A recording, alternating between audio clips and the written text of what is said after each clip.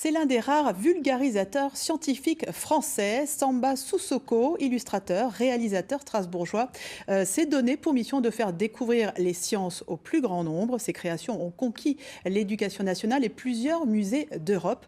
Son dernier projet est particulièrement attendu par la communauté scientifique. Marie Coulon, Jérôme Gosset.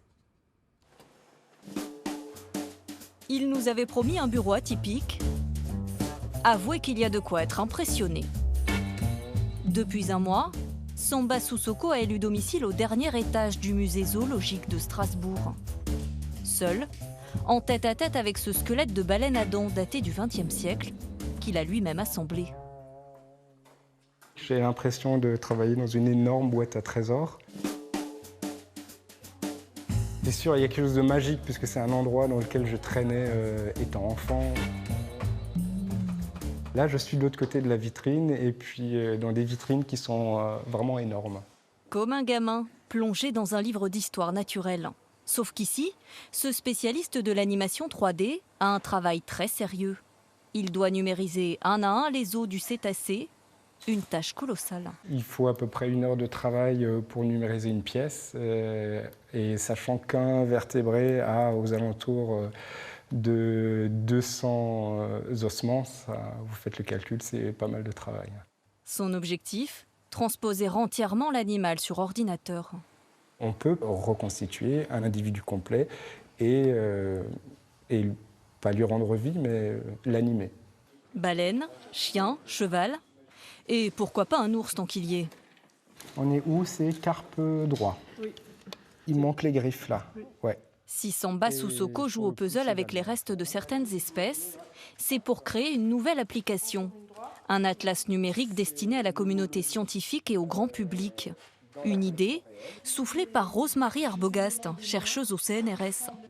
Intitulé Vertébrés, il permettra de comparer différents squelettes, mais aussi de retracer l'histoire de l'évolution.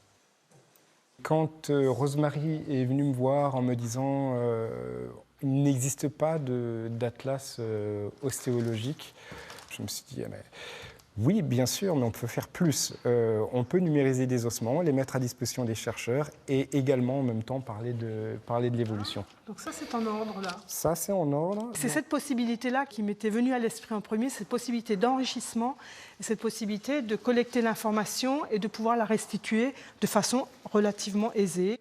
C'était complètement inespéré et c'est une aventure extraordinaire. Un travail de vulgarisation scientifique inédit, financé par l'Université de Strasbourg, la ville, la région. Une forme aussi de consécration pour celui qui a d'abord été bouquiniste, avant de réussir à marier 2 passions, l'image et la science. Le tournant, une exposition sur la planète Mars, réalisée pour le vaisseau en 2009. C'est toujours un peu émouvant d'être ici parce que c'est là que mon travail de vulgarisation scientifique a vraiment commencé. À cette époque, l'Éducation nationale le repère, lui confie des projets pédagogiques. Il réalise aussi un premier film, La théorie de l'évolution, projeté jusqu'au Muséum d'histoire naturelle de Paris. Le principe est assez simple. Variation et sélection. Son credo, expliquer simplement d'où on vient, pour savoir où on va. On n'a pas vraiment une crise de la biodiversité aujourd'hui, on a une crise de la responsabilité. C'est-à-dire que des extinctions, il y en a toujours eu. Et là, on est témoin d'une vague d'extinction et on en est responsable. Et je pense que pour commencer à y remédier, il faut se donner les bons outils et il faut savoir de quoi on parle.